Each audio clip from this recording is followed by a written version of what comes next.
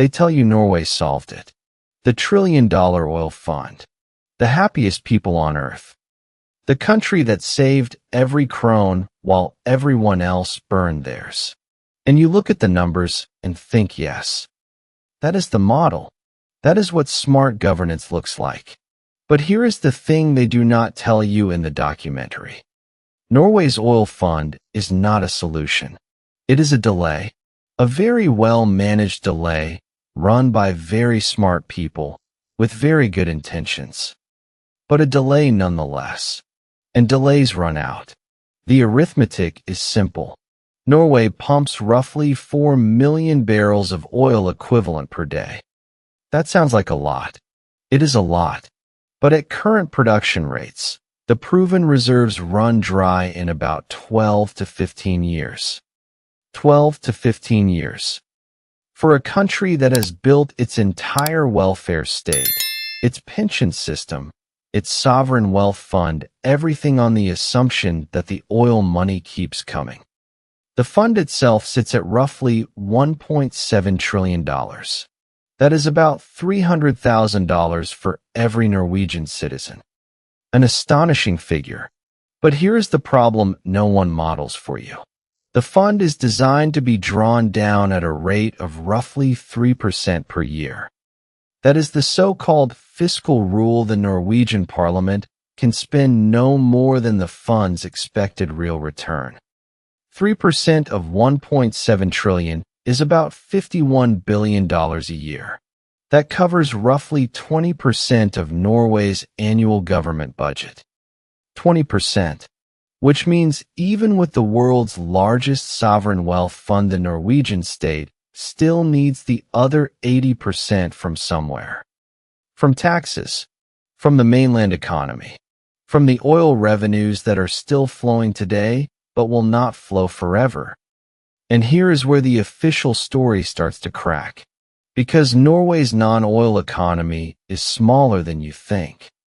Much smaller. The mainland GDP, everything except oil and shipping, is about $350 billion a year. That is roughly the size of the economy of the state of Washington, for a country of 5.5 million people. And that mainland economy is already struggling with the same problems every developed economy faces. Aging demographics, low productivity growth, a housing market that has tripled in real terms since 2000, and a private sector that has been, frankly, crowded out by the state. The state employs roughly 30% of the workforce. Another 20% work in industries directly or indirectly dependent on state spending, which means half the country's workers are on the government's payroll or the government's contracts. And the government's revenue, that 20% from the fund, plus oil taxes, plus the rest, depends on a resource that the government itself admits will be largely exhausted within a generation. This is not a crisis tomorrow. This is a crisis that has already started. You just cannot see it yet because the money is still coming in. But the money is coming in at a rate that is already declining. Norwegian oil production peaked in 2001 at 3.4 million barrels per day. It has fallen by roughly half since then. The recent increase is a blip, new fields coming online temporarily, but the long trend is down. Irreversibly down. And the fund? The fund is invested in stocks and bonds all over the world. Which means Norway's future depends on the global economy performing well enough to generate the returns that fund the welfare state. Norway has bet its entire social model on the idea that the rest of the world will keep growing forever. That is a bet. It is a well-researched bet. It may even be a good bet. But it is not a sure thing. And there is a deeper problem no one talks about. That problem is demography. Norway has one of the lowest fertility rates in Europe, 1.4 children per woman, well below the replacement rate of 2.1. The median age is approaching 41. By 2050, The number of Norwegians over 67 will nearly double, while the working age population shrinks by roughly 15%. So here is the arithmetic you will not hear from the tourism board. More retirees. Fewer workers. A welfare state that promises universal health care, universal pensions, universal education. A fund that is supposed to cover the gap. But the fund's 3% rule was designed when the ratio of workers to retirees was 4-1. By 2040, that ratio will be closer to 2-1. 2 workers supporting every retiree. In a country where the state already consumes half the economy. The fund managers know this. They have published the projections. They run the stress tests. And the stress tests show that under current assumptions, the fund will be drawn down to zero by roughly 2070 if the 3% rule holds, and if the global economy delivers its historical average return. But the fund is not the only problem. The problem is what the fund has done to the economy it was supposed to protect. When you have $1 trillion wealth machine sitting offshore, generating returns that flow directly into the state budget, something happens to the mainland economy. It stops competing. Why build a competitive export sector when the government can just write a check? Why innovate when your salary is paid by oil revenue? Why take risks when the safety net is so deep that failure has no sting? This is what economists call Dutch disease.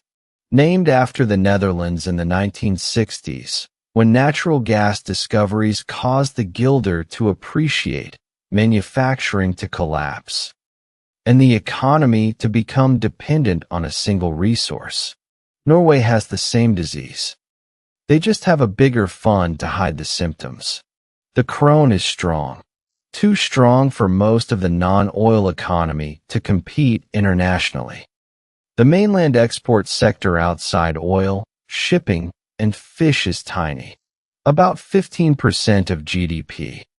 In a normal developed economy, exports run closer to 30 or 40%. Norway does not export much because Norway does not need to export much. The fund pays the bills. But the fund is a pool of financial assets, not a productive economy. You cannot eat a stock certificate. You cannot heat your house with a bond yield. The real economy, the one that produces actual goods and services, has been hollowed out. And then there is the housing market. Oslo property prices have risen roughly 8% per year for the last 20 years. Adjusted for inflation, that is a 5-fold increase.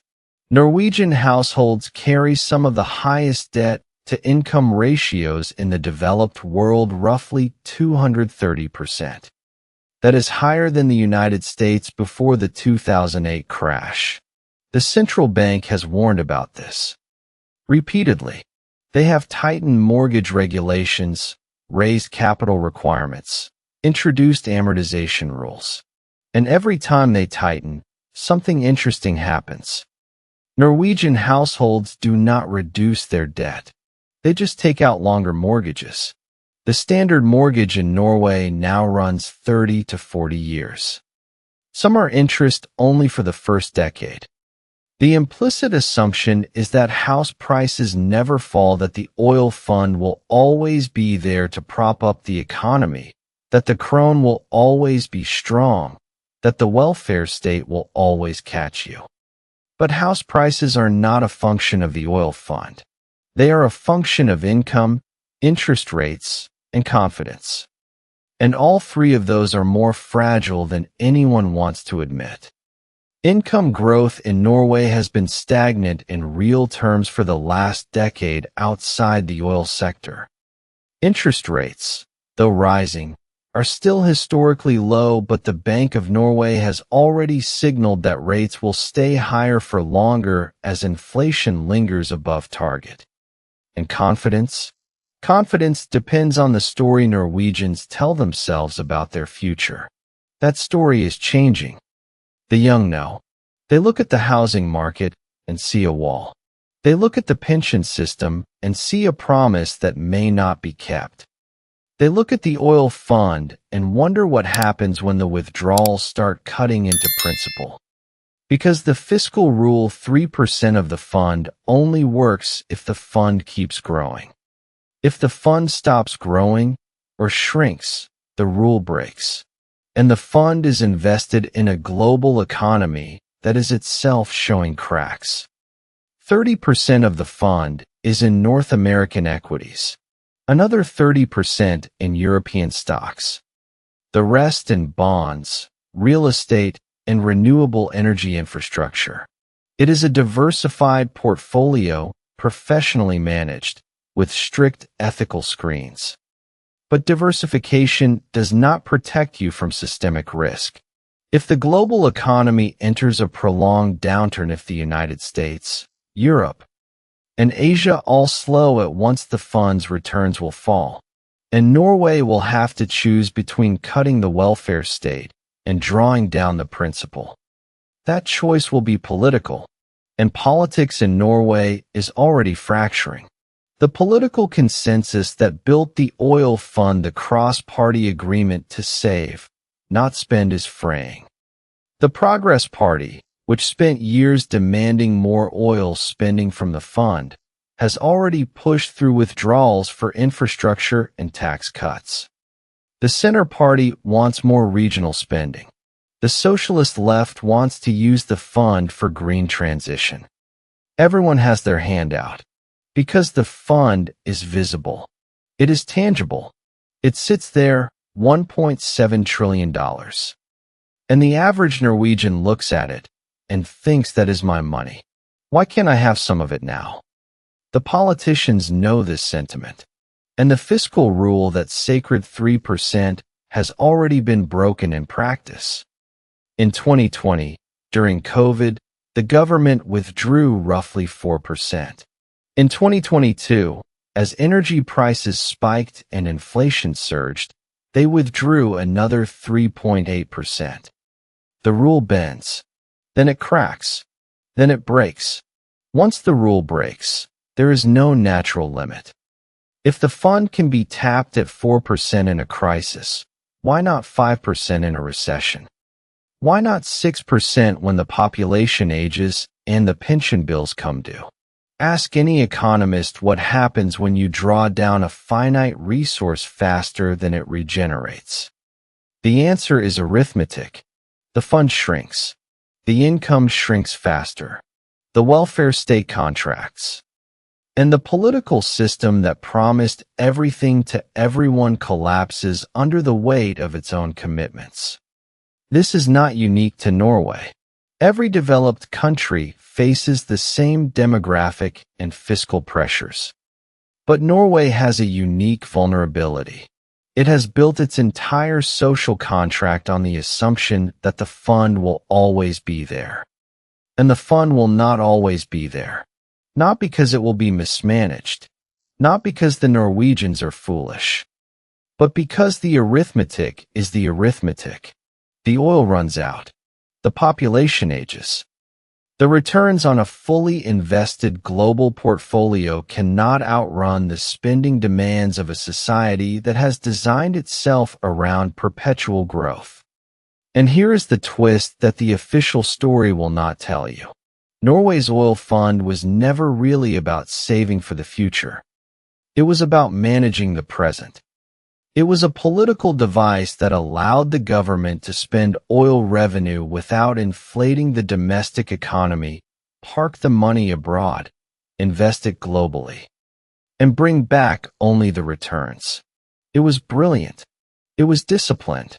And it worked for 40 years. But it only works as long as the oil keeps flowing and the fund keeps growing. The moment either stops, the entire architecture tilts. The oil will stop flowing. Not tomorrow, but within the working lifetime of anyone under 40 in Norway today. The Norwegian Petroleum Directorate projects that production will decline by roughly 40% by 2035 and by 70% by 2050. Those are official figures. Published. Public. Irrefutable. And the fund? The fund will keep growing for a while after the oil stops, because it is invested globally. But the inflows stop when the oil stops. No more annual deposits from the petroleum sector. No more surplus to park abroad. From that moment on, the fund lives on its own returns and on the political decisions about how much to withdraw. The Norwegian government's own long-term projections, published by the Ministry of Finance, show that under the most optimistic assumptions, strong global growth, high returns, disciplined withdrawals, the fund's real value peaks around 2045 and then begins a slow decline. Under more realistic assumptions, moderate growth, occasional crises, political pressure to spend, the peak comes earlier and the decline is steeper. By 2060, in the central scenario, the fund is worth roughly half of what it is today in real terms. By 2070, it is exhausted. That is not a distant future. That is a child born today retiring at age 45 to a Norway where the oil fund is gone, where the welfare state has been restructured, where the pension system has been means-tested, where the universal benefits that define Norwegian society for generations have been replaced by targeted programs for the poorest. The Norwegians know this. The surveys show it. A 2023 poll found that only 22% of Norwegians under 30 believe the welfare state will exist in its current form when they retire. The young have already written it off. They are planning for a Norway that looks more like the rest of Europe: higher inequality, less security, more private provision. And yet the political system cannot adapt. Because adapting means telling people today that the future will be worse. That the promises made in the 1990s and 2000s cannot be kept. That the oil fund was a beautiful dream, but dreams end. No politician in Norway will say that. Not yet. Not until the crisis is visible. And by then, the options will be narrower and the costs higher. This is the pattern. You have seen it before. In Greece, where the government borrowed for decades against a future that never arrived. In Japan, where the demographic cliff was mapped in the 1990s and ignored until the 2010s. In Detroit, where the auto industry kept the city alive until it didn't. Every collapse follows the same rhythm: denial, then delay, then desperation. Norway is not immune. It is just earlier in the cycle. The supporters will say you are being dramatic. They will point to the fund's performance: 6.3% annual return since 1998, beating its benchmark.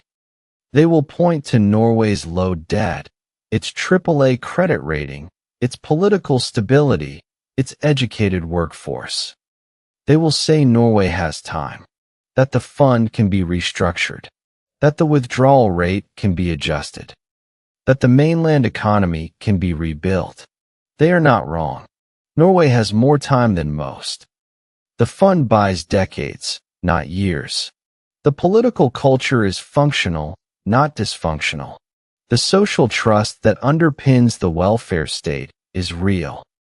But time is not a solution. It is a resource, and resources can be wasted. The question is not whether Norway can avoid the crisis. The question is whether Norway will use the time it has to prepare for the transition. And the evidence so far is not encouraging. The mainland economy needs diversification. It needs a competitive non-oil export sector. It needs higher productivity growth. It needs a housing market that does not consume 40% of household income. It needs a tax system that does not punish work and reward leverage. It needs a political consensus that the fund's purpose is not to maintain the status quo, but to finance the transition to a post-oil economy. None of that is happening at the necessary scale. Instead, The political debate is about how to spend more from the fund. The Progress Party wants to use the fund to cut taxes. The Center Party wants to use it to subsidize rural communities. The Labour Party wants to use it to expand the welfare state. Everyone wants to spend. No one wants to restructure.